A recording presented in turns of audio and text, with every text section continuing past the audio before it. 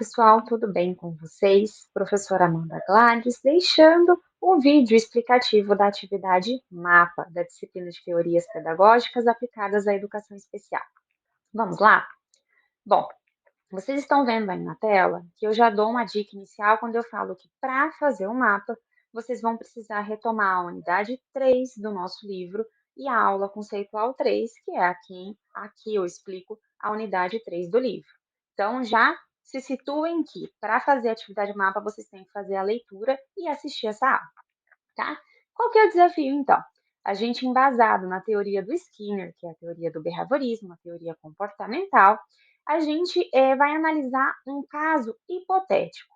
Então, ali eu falo para vocês que a gente tem o Pietro, que é um menino de 7 anos, e que ali constantemente ele é chamado a atenção da professora, porque ele está sempre disperso, ele não consegue realizar as atividades em sala de aula, ele vem apresentando dificuldades de aprendizagem.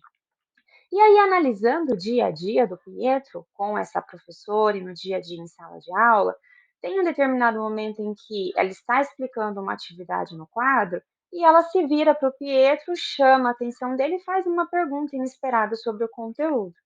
O Pietro estava disperso, ele não consegue responder qual que é o comportamento dele, né? Ele fica ali sem saber como responder a pergunta, os colegas começam a tirar sarro da situação, Pietro joga todos os materiais no chão e sai da sala de aula. Em outro dia, acontece a mesma cena, só que dessa vez com conteúdo ali de matemática. Mas é a mesma coisa. A professora vira para ele, faz uma pergunta, ele não sabe responder porque ele estava disperso, a turma já está acostumada, dá aquela risada, tira sarro dele, ele joga os materiais para o chão e sai da sala.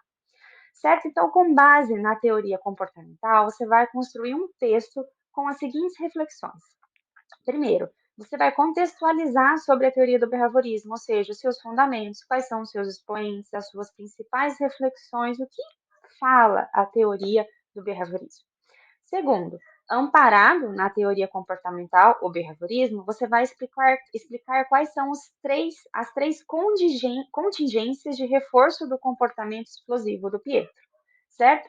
E por fim, no item C, na sua concepção e amparado nos nossos estudos, você vai então discorrer qual é a importância da teoria behaviorista para a prática do professor, ou seja, para a prática pedagógica em sala de aula.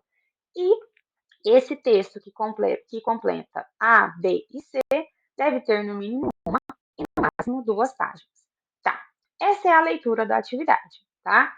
O que eu preciso que vocês tenham em mente? Lá na nossa unidade 3, lá na aula conceitual 3, eu vou trabalhar com isso com vocês também nas aulas ao vivo, a gente vai conversar sobre as três tipos, ou melhor, os 3 pontos de contingência de reforço do Skinner. O primeiro é a ocasião em que o comportamento ocorre, o segundo é o próprio comportamento e o terceiro, as consequências do comportamento. Então, analisando essa situação que é hipotética, mas não tão hipotética assim, com o Pietro, a gente vai pensar, então, qual foi o comportamento, a resposta do comportamento e a consequência dele. Isso vocês vão se embasar, por exemplo, para responder a linha B lá do texto, certo? Outro item que eu chamo a atenção de vocês é analisar todo o contexto de quanto é importante o professor conhecer e analisar o perfil da turma dele, analisar o perfil dos alunos dele.